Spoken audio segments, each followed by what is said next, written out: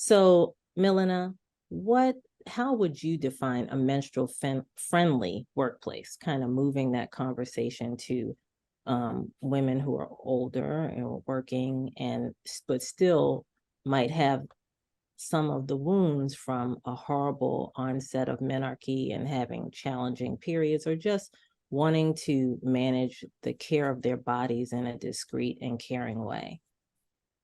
It's a great question. And often when I talk about menstrual friendly workplaces, I try to simplify it because I think it's so complicated. Like, what does that really mean? Like, it's actually about being gender sensitive in the workplace. It's understanding that if you're born with the female body or with the potential to menstruate, that your body has different kinds of physical needs. So it's not just about menstruation, but also looking across to menopause, and that women's health is going to have like certain kind of effects. So when we talk about a menstrual friendly workplace, it's like, how do you design your workplace and your workplace policies to understand sort of levels of kind of flexibility? So how is it that you create flexible workplace policies, like whether it's actual leave, whether it's like sick leave, understands that if you suffer from a menstrual condition, you might have severe pain. Even if you don't have a menstrual condition, like around those days, it can be extremely difficult to be physically in a workplace. Your energy levels can be very challenging, to ensuring that your workplace has things like adequate resources in the toilet, right? From products, either free products, paid products, ensuring there's always toilet paper, access to soap and water. So there's sort of these different areas, from how do you either give flexible workplace conditions, so that could be around how you work, when you work, and why you're working, to, I think, particularly around the sick leave and how is that embracing menstrual health conditions as a core part of being considered part of sick leave, to actually like the physical workplace and what's available in the workplace. So, you know, there's a move towards having gender neutral bathrooms, which I think is incredible, but actually gender neutral bathrooms, unless that they're completely closed off and include the wash facilities inside, make it very difficult for menstruators to manage their periods. So things like this around how do you design the bathrooms can be really key to being a menstrual friendly workplace. And then, of course, the other end is menopause, which I think we have to really be cognizant of, is as women become perimenopausal, it is enormous, the effect on their bodies. And so that's where, even more so, I think, in some ways than, say, during kind of your menstruating years, is like, how do you ensure that you have much more flexibility built into how you treat your workers, to allow them the support that they need, as if, you know, they had other illnesses or conditions they might be managing. That's not to suggest that menstruation is a condition, or that menopause is some kind of like sickness or condition, but it is physically, emotionally, and mentally taxing and costly as hell. And so we should be thinking about, how do we support people through that? And if you care about money, it makes them more productive, you know, in beings. And if you care of them as people, it's kind of core to their right to be treated, you know, as a human being with dignity. Yeah, I think, well, you touched on so much that I would love to highlight. I think that when we think about puberty, I think there's definitely more conversation around that and the changes through puberty and the number of months or years that people have in their minds that it takes. And then you touched on menopause, which we know can last up to 10 years or more through the menopausal transition. And there's been a lot of conversation recently about women who are leaving their jobs through the menopausal transition. The hormonal changes have 40 plus symptoms associated with them. And it's really a lot to grapple with. And I think that your focus on the gender specific needs of everyone in their workspace is really what's key. And I think because also women were not really considered in the workplace initially, that thought, just like with research, like it was mid-80s before, what was it, Brittany, that women were factored into research studies? Try 1993. Oh, okay. So bad. After I was born. I was giving some bandwidth. Okay, Yep. 1993. That's really pitiful. So, you know, that's what we're dealing with right now. And are there, I know, Brittany, I spoke with you earlier, are there companies that are excelling in menstrual health awareness? Yeah, actually, there are a few companies that I looked up. I recently gave a talk on paid period leave, so I was similarly interested in this. There's companies like Chani. Chani is an astrology app. I actually personally really love it. It's a fun app, and they're doing really well. They're a tech company in San Francisco. They have unlimited menstrual leave, and they said that 60% of their female employees have used at least one day. So if you think about, would our employees, do they need this? 60% at this company have used at least one time saying, I'm going to use a menstrual leave day. You also have companies like Modi Body out of Australia. It's a period underwear, essentially. They give 10 days a year to employees to take, but they actually call it MMM.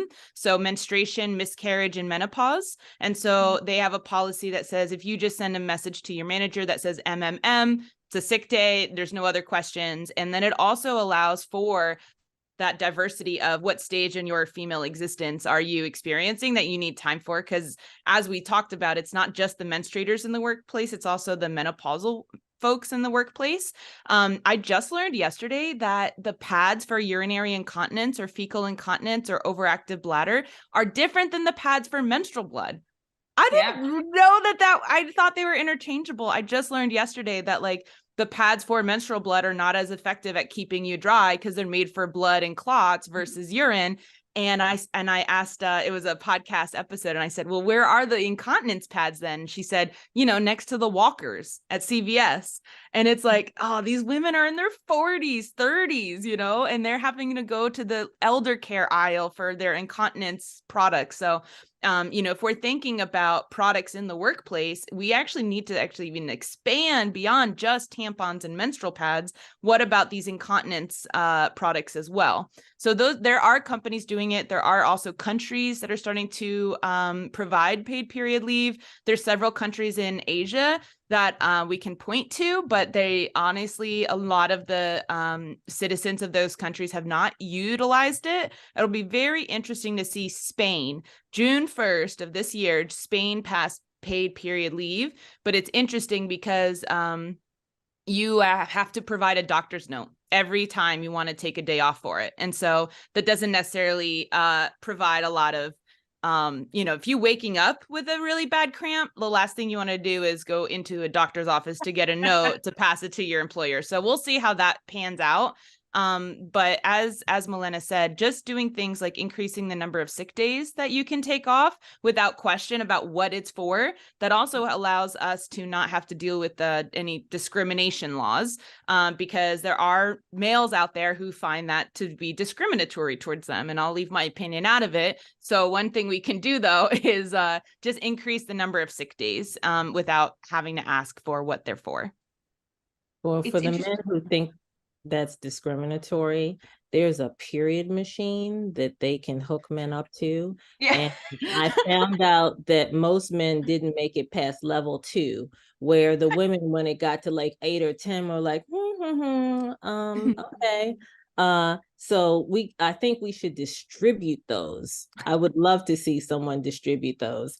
And in terms of time off, thinking back, I had been working about 15 years, and I had a female boss who also had fibroids. And so she would say, just say you're working from home. And I would be working from home, but I would have access to a restroom. I would be able to put my feet up. I was experiencing serious heavy menstrual bleeding, and it was just really debilitating.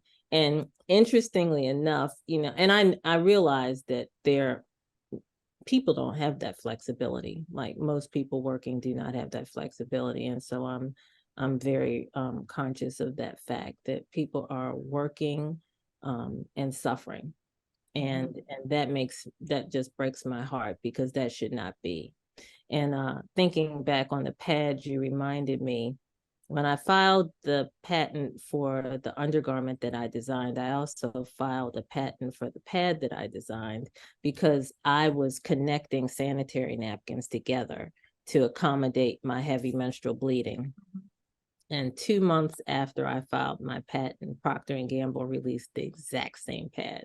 So I had to pull back my patent, of course, but it let me know that I was on to something, that, I understood the varying needs. And sometimes when you're suffering with fibroids, you have a fibroid on your bladder. So you have urinary incontinence and you're hemorrhaging, which is a lot of fun. So, but there are various needs, and a lot of our community members, there's, there aren't that many feminine care products that accommodate heavy flow or heavy menstrual bleeding needs. And they do use the the pads for urinary incontinence that tend to be thicker. So, there's so much femtech and innovation and needs out there. There are many, many, many strides that we can continue to make. Milena, you were going to say? I was just going to say that I think the interesting thing is it's not just that menstrual period leave is the solution to this problem, right? So I think the companies that Brittany named are predominantly like high levels of female employment. So in companies where you have high levels of female employment or female leadership, then menstrual leave can be quite effective. If you're just in an average workplace, actually some of the early research is showing that menstrual leave is not used or adopted. There's very little uptake. And that's because if you work in corporate banking, you're not going to go to your boss and say, I've got a heavy period this month, I'm working from home, or can I have more days off? Or, you know what? I just don't want my boss knowing when I've got my period. Like, it's none of their business. So that's why it's not that there's just this sort of one-stop solution, or if you have period leave, women will suddenly take all these days off or it'll be used. It's really understanding around what does your workplace look like and what is the right conditions in the workplace.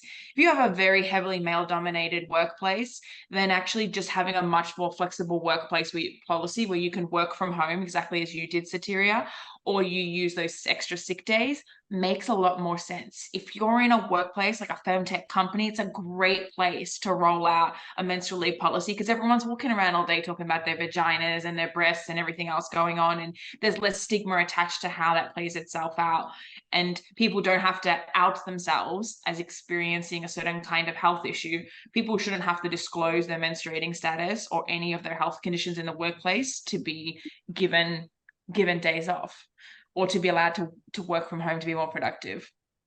Understood. There are some other benefits that employers could offer. If you'd like me to kind of go into them briefly. Please do. Yeah. So one is making sure that you have adequate benefits and coverage for your women's health conditions. Again, I gave that talk at a very large multi-billion-dollar company the other day about ovulation in the office and supporting your menstrual working folks. And there was actually a female who put in the chat that she had endometrial surgery and that their insurance only covered 10% of that surgery. And so I was like, right then and there, y'all, here's an opportunity. Make sure these things that are very, very prevalent, endometriosis is 10% of females have it.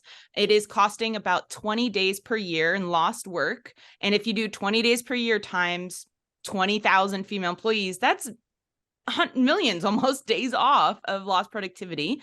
And so just making sure that coverage is available for these things. Free menstrual products, which, by the way, let me give you a statistic here on the cost. It costs on average $240 a year for an individual menstruator to buy their products. This is for United States.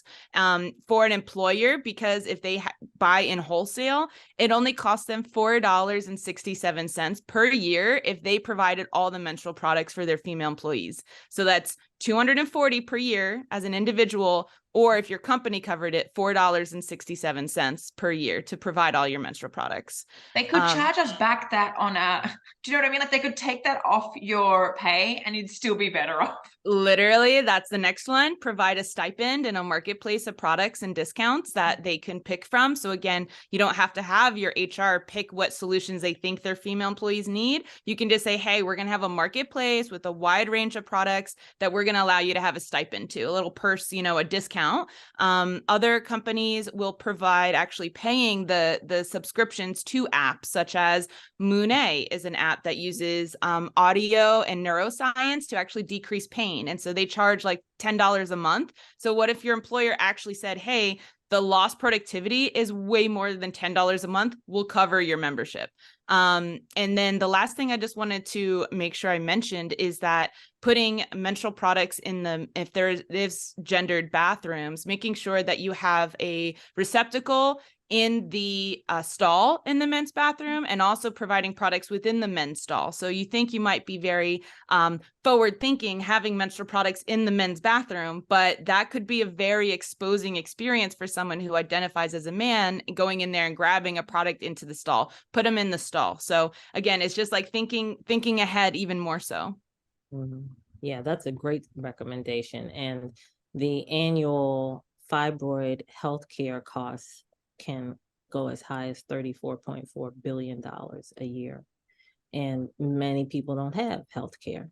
And so if they have endometriosis or fibroids, they have to endure, and they don't have any way of having a treatment to address these symptoms because the coverage, I mean, the main diagnosis for uterine fibroids, the most consistent and revealing diagnosis tool for uterine fibroids is an MRI. And even with insurance, an MRI is hundreds of dollars.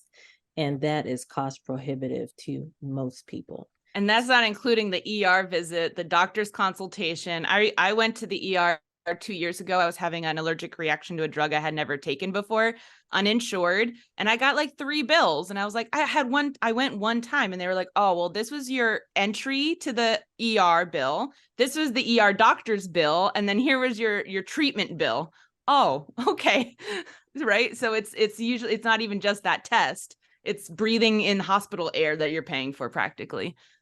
It's really looking at these symptoms. I really like the suggestion about the menstrual care products inside the stall, because you always have to walk out and grab it or or grab Yeah, it. you put, oh, I got it. Exactly. Backhand. Yeah. Yeah, exactly.